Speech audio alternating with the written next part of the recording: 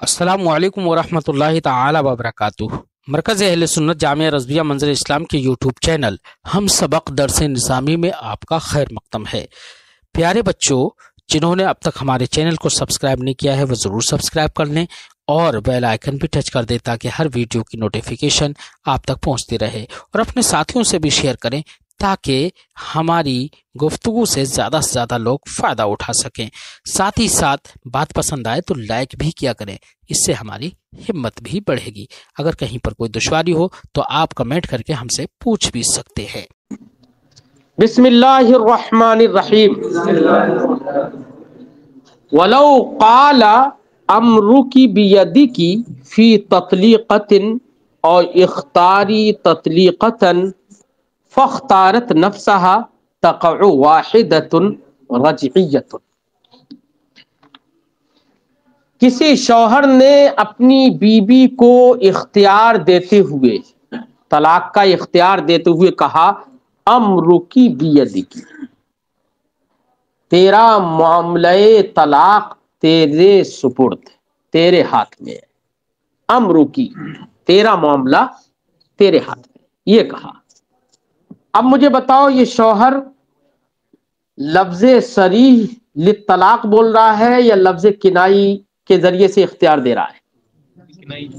کنائی کے ذریعے سے دے رہا ہے نا، ٹھیک ہے نا، متعین ہے۔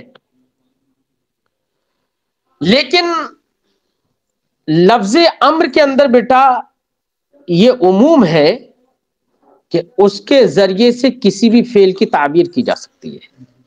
والامر یومئذ للہ، اس دن سارا معاملہ یعنی ہر شے کا اختیار، ہر چیز اسی کے قبضے قدرت میں ہوگی، ٹھیک ہے۔ تو لفظ امر کے اندر کسی، آپ نے ابھی عبارت پڑھی تو ممکن ہے میں یہ کہوں ھذہ العبارۃ صحیحۃ، یہ عبارت صحیح ہے، اور یہ بھی تو کہہ سکتا ہوں ھذا ھو الامر الصحیح۔ تعبیر عبارت کی میں نے کس سے کر دی؟ امر سے کر دی۔ تو بیٹا لفظ امر جو ہے وہ ایسے معنی کے لیے موضوع ہے کہ جس کے ذریعے سے، جس میں بہت عموم ہے، کسی بھی فعل کی اس کے ذریعے سے تعبیر، تو طلاق کی بھی تعبیر کی جا سکتی ہے، اختیار طلاق کی بھی تعبیر کی جا سکتی ہے، سب کی جا سکتی ہے نا۔ تو اس میں تو احتمال ہر ایک کا ہے، ٹھیک، یہ عموم دکھانا ہے مجھے۔ اب شوہر نے کہا امرکی بیدکی، تیرا معاملہ تیرے ہاتھ، کس میں؟ فی تطلیقۃ۔ اب یہ ساتھ میں فی تطلیقۃ بھی بول رہا ہے، طلاق دینے کے معاملے میں تیرا معاملہ تیرے ہاتھ میں۔ تو سرا اب آگے لفظ صریح لفظ بول دیا۔ اب جب صریح لفظ بول دیا تو کنائی تو مراد ہوگا نہیں۔ اب طلاق کے معاملے میں بس امرکی بیدکی لفظ بولا اور اس سے مراد اس سے کیا لیا؟ طلاق والا معاملہ۔ تو طلاق کی تعبیر اس نے اس سے کی ہے۔ امرکی بیدکی فی تطلیقۃ کہا، یا شوہر نے بیوی سے کہا اختاری تطلیقۃ، یہاں پر بھی تطلیقۃ، یہاں پر بیٹا اختیار دے رہا ہے، تجھے اختیار ہے طلاق دینے کا، ٹھیک ہے۔ لیکن تطلیقۃ تو یہاں پر بھی لفظ صریح بول دیا نا۔ جب لفظ صریح بولا جائے، اب اس کے ضمن میں اگر لفظ کنائی بھی ہے، اس کے ساتھ میں لفظ کنائی بھی ہے، تو اعتبار کس کا ہوگا؟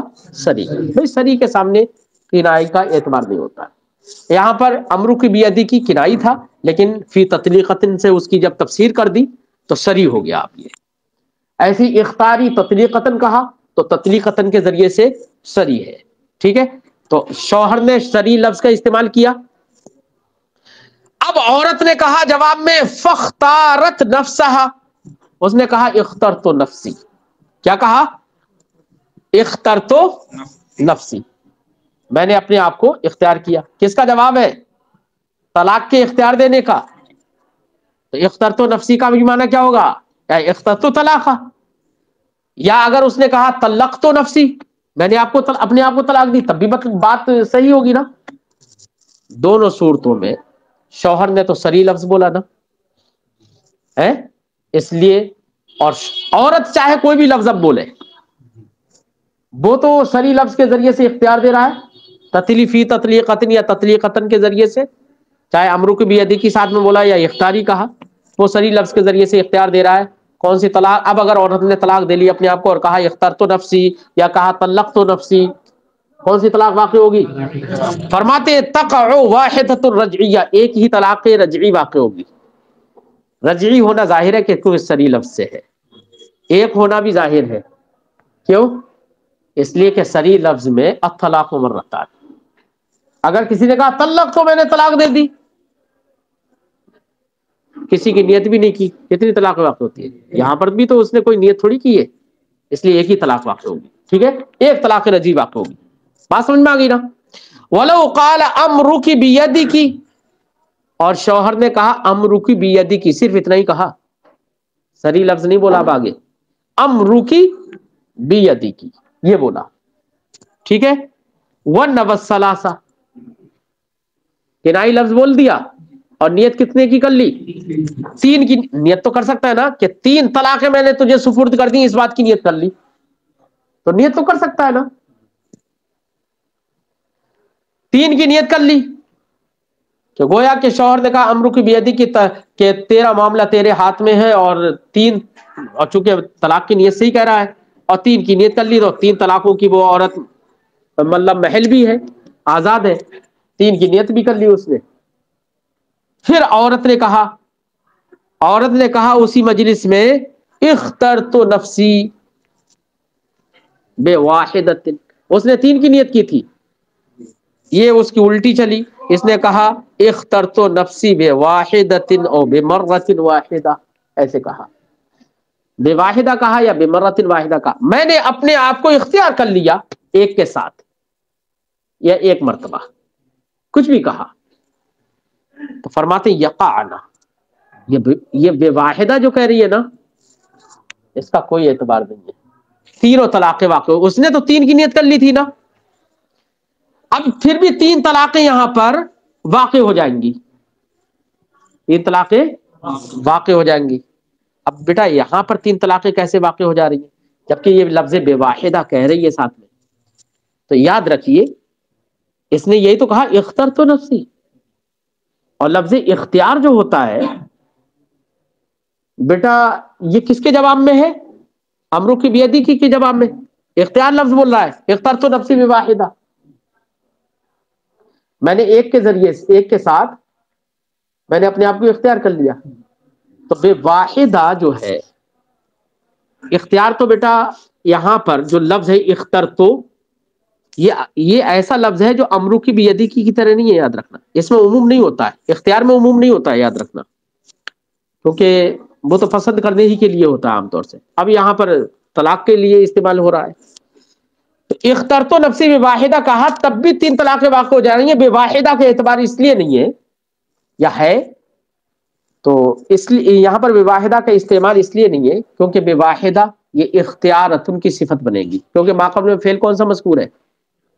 اخترت ہے، تو مانا ہوگا اخترت اختیارتن واحدہ، یہی تو مانا ہوگا نا. اب بیٹا اختیار میں تعدد نہیں ہوتا، اس سے پہلے بھی میں بتا چکا ہوں، اختیار میں تعدد، کیونکہ تعدد وہاں پر ہوتا ہے جہاں پر عموم ہو، اور میں نے ابھی بتایا کہ اختیار میں عموم، اس کے برخلاف امر میں عموم ہوتا ہے. کیا ہوتا ہے؟ اور اس نے لفظ وہی بولے تھے امرکی بیدی، تو اس میں تو عموم ہے، اور اس لیے 3 کی نیت بھی صحیح ہے اس کی. ٹھیک ہے نا؟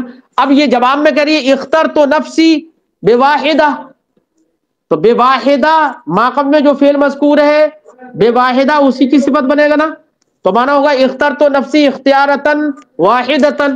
اور میں نے بتایا تھا کہ اختیار میں عموم نہیں ہوتا ہے، تعدد نہیں ہوتا ہے، اس لیے یہاں پر بواحدہ کہنا فضول ہو گیا اس کا تقریباً، ہے نا، اس لیے 3 طلاقیں واقع ہو جائیں گے. یا بے مرتن واحدہ کہا، تو اس نے تو 3 طلاقوں کی مالک بنائی تھی نا، اس نے کتنی کی مالک بنائی تھی؟ اور یہ بے مرتن واحدہ ایک مرتبہ، تو اس نے تو کلی طور پر 3 طلاقوں کی مالک بنائی تھی، اس لیے یہ ایک مرتبہ کہنا یہ صحیح اس کا نہیں ہوگا، اس لیے 3 طلاقیں واقع ہو جائیں گی. ٹھیک ہے، فرماتے ہیں یقعنا، 3 طلاقیں واقع ہو جائیں گی. ولو قالت طلقت نفسی بواحدۃ، اخترتو کے بجائے اس نے तल्लक़्तु नफ्सी बिवाहिदतिन अगर कहा औरत ने, क्या कहा? अब बेटा ये देखो कि मर्द ने कहा था अमरू की बियदी की,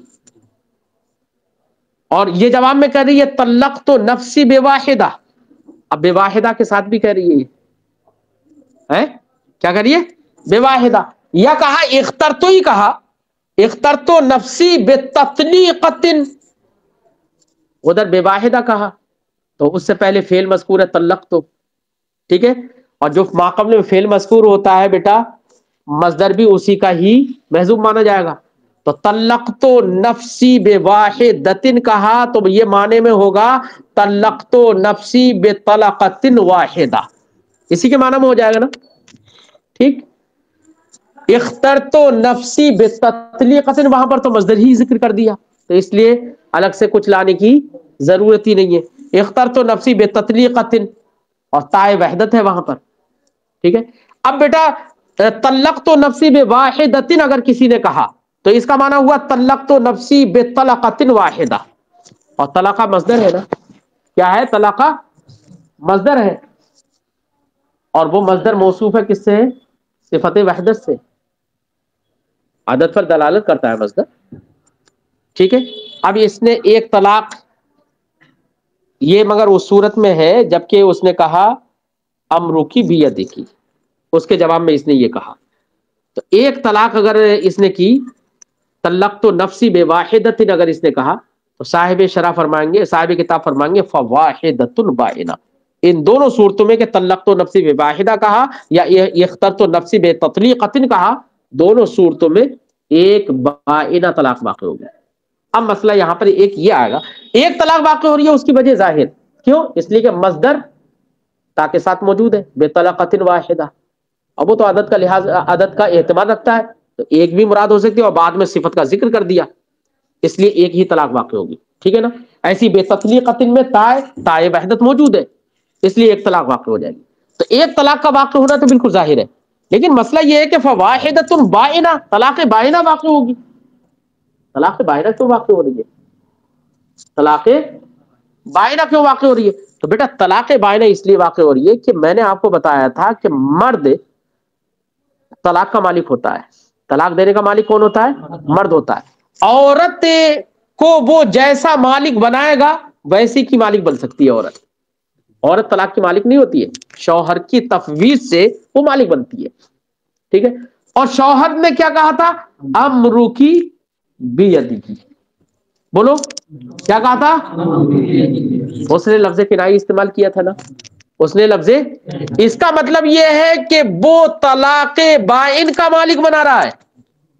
औरत अपनी तरफ से तल्लक़्तु कह रही है, क्या कह रही है? तल्लक़्तु, तो उसने मालिक किसका बनाया?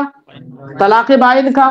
तो औरत अगर तल्लक़्तु सरी लफ्ज बोले तो क्या इसका एतबार होगा? अरे यार उसने तलाक़ सरी का मालिक ही कब बनाया है? उसने तो अमरू की बियदी की कहा, इसलिए साहिब किताब ने फरमाया फवाहिदतुन बाइना, लिहाजा एक तलाक़ बाइन वाक़ई होगी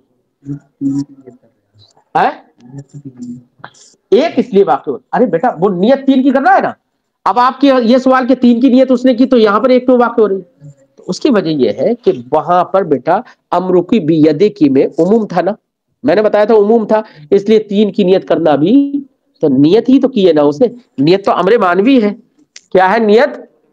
और अमरे मानवी के मुकाबले में जहां पर लफ्ज मज़कूर हो जाए वो कभी होगा, क्या है? अमरे मनवी के मुकाबले में जहां पर मज़कूर ही हो जाए इसलिए वो कभी होगा। इसलिए तीन की नियत उसके अपने पास है, तो तीन के जिम्न में बेटा एक भी होगी नहीं होगी, और ये एक लफ्ज सरी बोल रही है ना, इसलिए एक यहां पर तलाक़ बाइन एक ही वाक़ई होगी, ये लफ्ज सरी बोल रही है साथ में।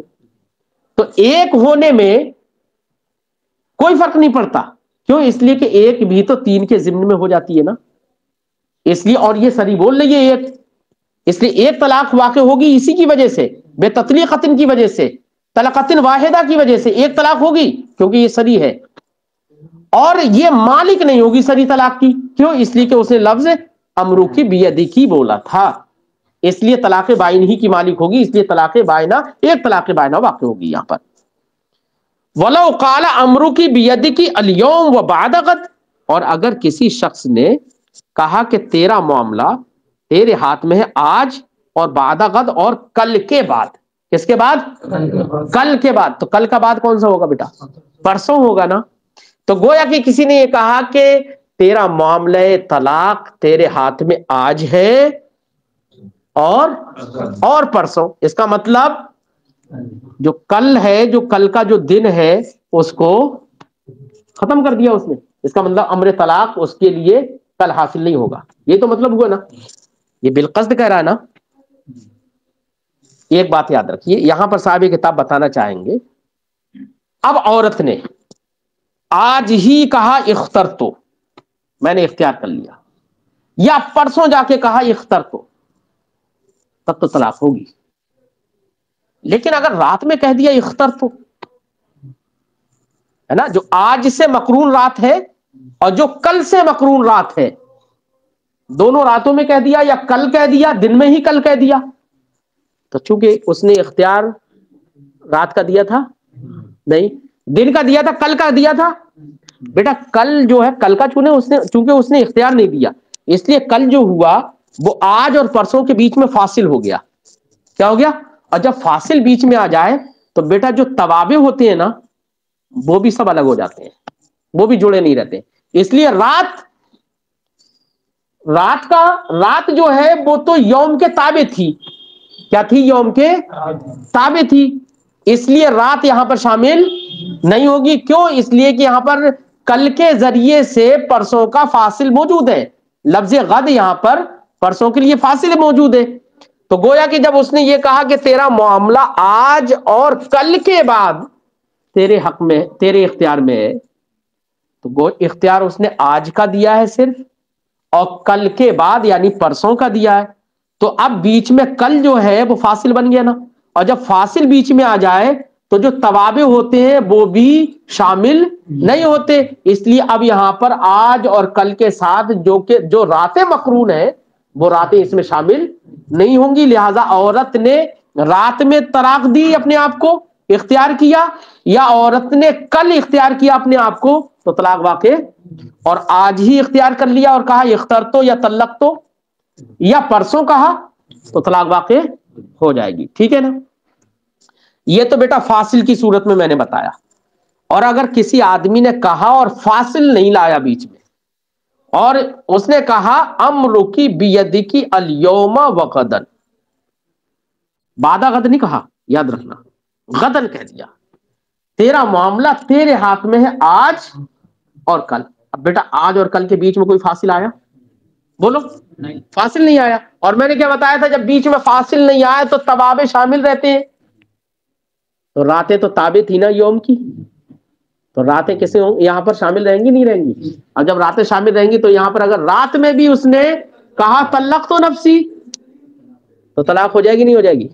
یہاں پر راتیں شامل رہیں گی. کیوں؟ یہاں پر فاصل. مفہوم سمجھ میں آ گیا نا؟ ترجمہ لگاؤ. ولو قال امرکی بیدکی الیوم، اگر کسی شخص نے کہا امرکی بیدکی الیوم وبعد غد، وبعد غد، دھیان رکھنا لفظوں پہ دھیان دیں، لا يدخل اللیل فی، تو اس میں رات جو کہ آج اور کل سے جو مقرون ہے رات، وہ رات اس میں داخل نہیں ہوگی. ٹھیک ہے. اور جب داخل نہیں ہوگی تو بیٹا فاصل آ گیا نا. اب اگر عورت نے اگر یہ کہہ دیا کہ آج کہہ دیا ردت، تو میں نے رد کر دیا، یا کہہ دیا اخترت الزوجہ، میں نے شوہر کو اختیار کیا، تو اس کا مطلب طلاق نہیں دی.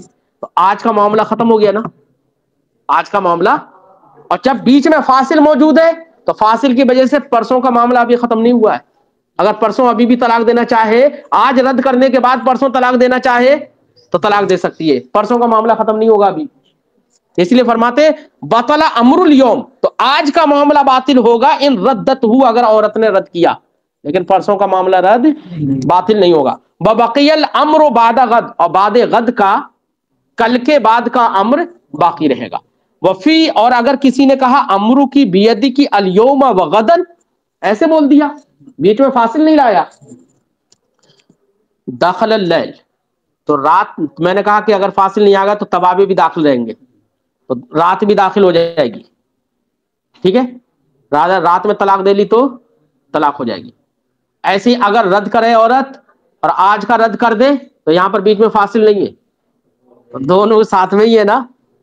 تو آج کا معاملہ اگر رد کر دیا اس نے تو کل کا معاملہ بھی رد ہو جائے گا اس میں. فرماتے ہیں ولا یبقى الامر فی غد، اگر آج کا رد کر دیا تو کل میں امر باقی نہیں رہے گا، ہے نا. امر کی بیدکی سے جو امر اسے دیا گیا ہے، اختیار جو دیا گیا ہے وہ کل باقی نہیں رہے گا. ان ردته فی یومها، اگر اس نے آج ہی اس کو رد کر دیا ہے. لان اللیل یسیر تابعا ہونا، کیونکہ یہاں پر رات تابع ہو جائے گی اس لیے رات داخل ہے. ٹھیک ہے. فیسیر المجموع تفویضا واحدہ، تو یہاں پر آج اور کل اور رات سب تفویض واحد ہو جائیں گے، سب کا مجموعہ تفویض واحد ہوگا. فیضا ردته فی الباب، تو جب بعض میں اس نے تردید کر دی، بعض میں رد کر دیا، بطل المجموع، تو مجموع باطل ہو جائے گا. برخلاف فصل اول کے، پہلے والے مسئلے کے، اس میں کہا تھا بعد غد، بیچ میں فاصل لے کر آیا تھا. لأنه يسير تفویضین، کیونکہ وہاں پر دو تفویضیں ہو گئیں. وہاں پر کتنی تفویضیں ہو گئیں؟ ایک آج کی سپردگی اور ایک پرسوں کی سپردگی، وہاں پر دو تفویضیں ہو گئیں. فإذا ردت احدهما، تو اگر بی بی نے ایک کو رد کر دیا، بقي الآخر، وہاں پر فاصل موجود ہے اس لیے آخر وہاں پر باقی رہے گا. ٹھیک ہے.